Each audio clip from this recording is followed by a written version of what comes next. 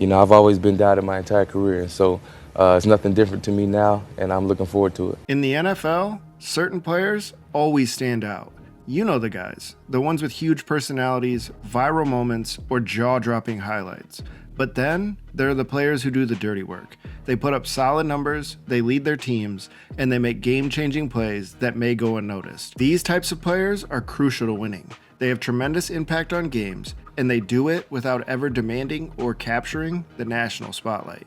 If there's one name that truly embodies this type of dominance, it's Matt Forte. The Chicago Bears running back may not have made as much noise as others in the media, but on the field, he was a dynamic playmaker who could do it all. He excelled by being very good at most of the skills that you would ever ask a running back to take care of. This guy knows what I'm talking about. Exceptional ability to see running lanes?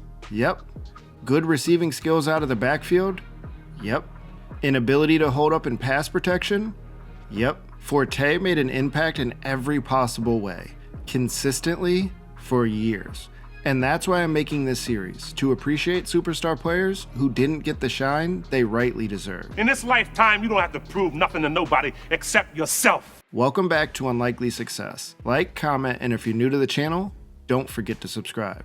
Today, we're diving into the career of Matt Forte, one of the most underappreciated running backs of his generation. Let's start with where his NFL career begins. Matt Forte entered the league as a second-round pick out of Tulane University in 2008.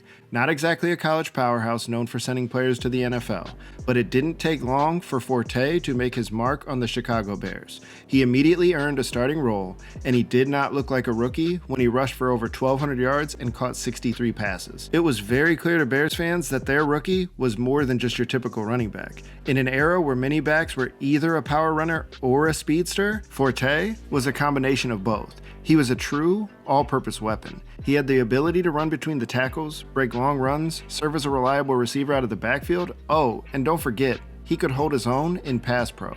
He was a true three-down back. Oh, it's true. It's damn true. His receiving skills were such a big part of what made him dangerous that he would consistently rank among the top running backs in receptions and show off wide receiver-like skills that enabled him to make tough catches and pick up crucial yards. I mean, after all, this is a guy with 550 receptions in his career. Pretty good. During his 8 seasons with the Chicago Bears, Forte quietly built one of the most well-rounded resumes in the league. He never really drew the attention that other running backs like Adrian Peterson or Marshawn Lynch did, but year after year, Forte was a steady and productive player. He anchored the Chicago Bears offense during his time with the squad. Forte would average nearly 1,600 combined rushing and receiving yards per season over his tenure with the Bears. But the Chicago records were not as consistent as their star running back was. They were competitive during the Lovie Smith portion of his career from 2008 to 2012, but then things took a turn as they inexplicably fired their head coach after a 10-6 record. After this, they would have a carousel of coaches who underperformed, and inevitably this led to inconsistent offenses. But Forte continued to be a steady presence that kept the chains moving.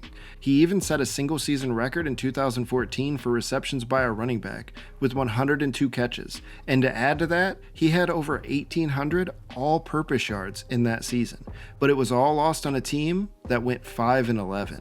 Despite his consistent production, Matt Forte was never fully embraced by the national media or given the same recognition as many of his peers. It wasn't because of a lack of talent.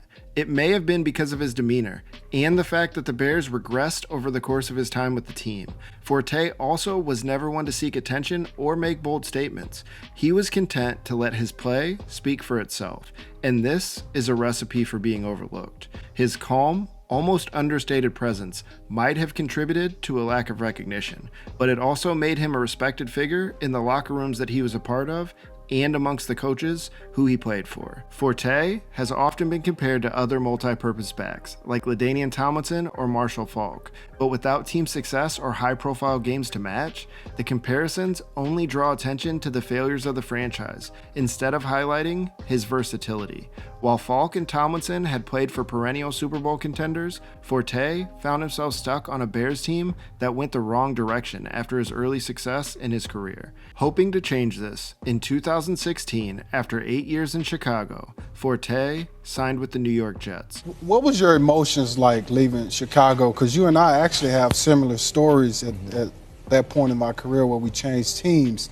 And I know what the emotions were for me leaving San Diego.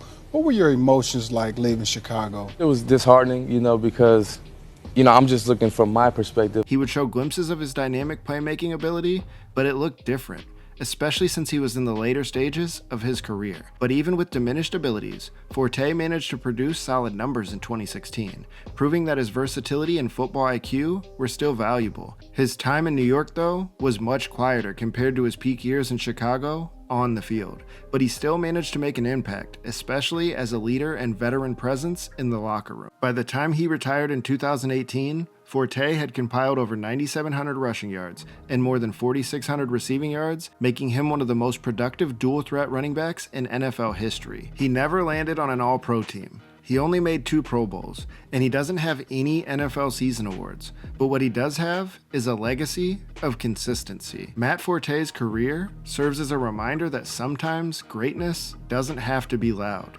He wasn't a human highlight reel like some of his contemporaries, but his versatility and quiet leadership made him one of the most valuable players of his era.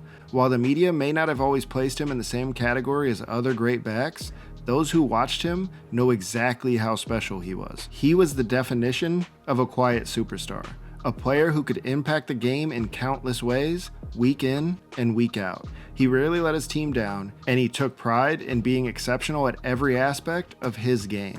Sometimes the best players are the ones who simply show up, do their job, and let their performance speak for them. Why is that you're better at the end of a game than at the beginning of a game? Well, football is tough, and it's a 4-quarter game, and when you start out the game, emotions are high, everybody's got high energy and everything, and it's about making it all the way in the third, fourth quarter where you can wear defense down. As a running back, that's what you really want to do.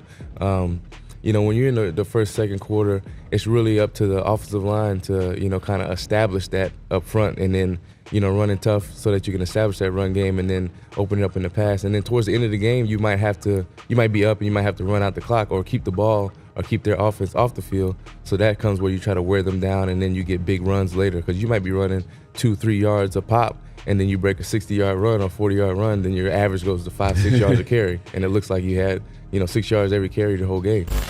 You retire and you wanted to do it here in Chicago. Why, and what was it like finally retiring? Why? Because like what you just said 10 years ago, they took a chance on me, a little kid out of Tulane, nobody that's not a football school, so to speak, like the SEC or anything like that. And, they believed in me. So came here, definitely produced and made a name for myself. So, and the fans, like I said, they embraced me and to be able to follow in the footsteps of Walter Payton, Gale Sayers, those guys like that, you always got to go back to your first love. So, I definitely had to come back as a Bear and be able to retire as a Bear for life. This has been The Unlikely Success.